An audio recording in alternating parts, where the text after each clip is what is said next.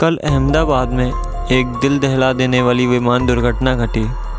एक विमान जो अपनी सामान्य यात्रा पर था, एक गंभीर आपातकाल का सामना कर रहा था।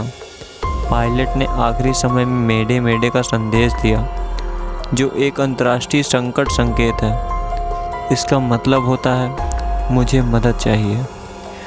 यह संकेत तब दिया जाता है जब पायलट को किसी गंभीर संकट का सामना करना पड़ रहा होता है और तत्काल सहायता की आवश्यकता होती है।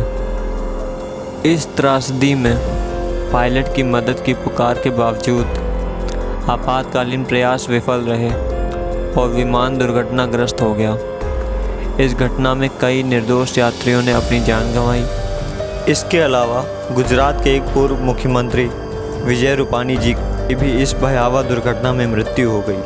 न केवल यात्रियों और मंत्री जी को, बल्कि दो समर्पित aviation professionals, captain Sumeet Sabharwal और फर्स्ट ऑफिसर क्लाइव कुंदर को भी खो दिया, जो अंतिम क्षण तक अपनी जिम्मेदारी निभाते रहे। यह न केवल एविएशन समुदाय को, बल्कि अहमदाबाद के लोगों को भी गहरे शोक और सदमे में डाल चुका है। ऐसी अप्रत्याशित और कष्टदायी क्षति का सामना करने का दर्द शब्दों से बाहर है।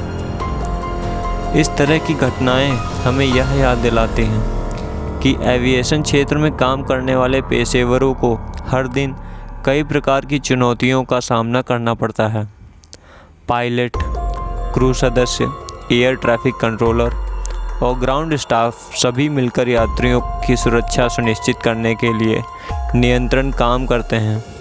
लेकिन कभी कभी उनके सर्वोत्तम प्रयासों के बावजूद भी हमें ऐसी अप्रत्याशित घटनाओं का सामना करना पड़ता है। इस दुखद समय में हम एकजुट होकर इस शोक में शामिल हैं और उन सभी की बहादुरी का सम्मान करते हैं, जिन्होंने अपनी जान जोखिम में डालकर हमारी सुरक्षा सुनिश्चित की।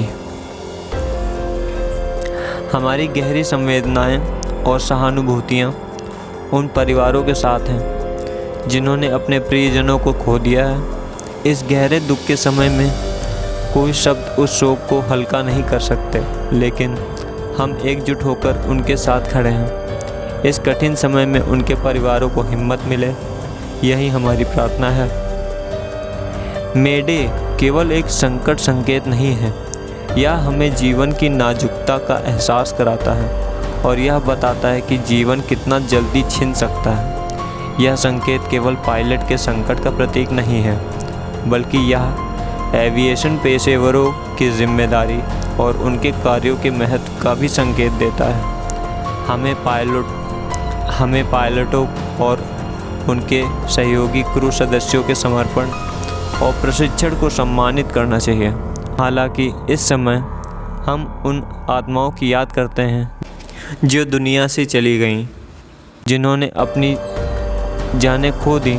उनके लिए हमारी शोकपूर्ण श्रद्धांजलियाँ और प्रार्थनाएं हैं। हम आशा करते हैं कि उनके परिवारों को इस कठिन समय में शक्ति मिले और वे इस दुख से उबर सकें।